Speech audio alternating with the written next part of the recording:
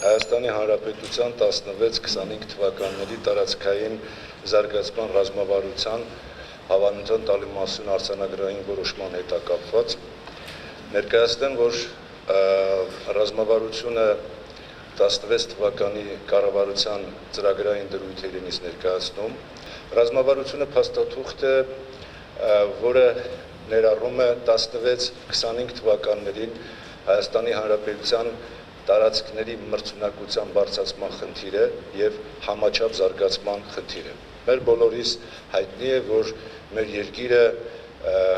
իր բնակչությամբ, տնտեսությամբ կենտրոնացված է հիմնականում Երևանում եւ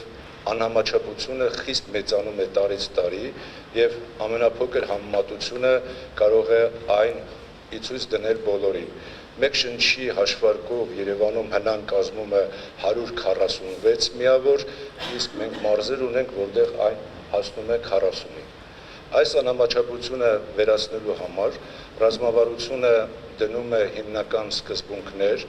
որոնք պետք է բարձրացնեն ուրեմն տարածքների մրցունակությունը, որպեսզի մասնավոր բիզնեսը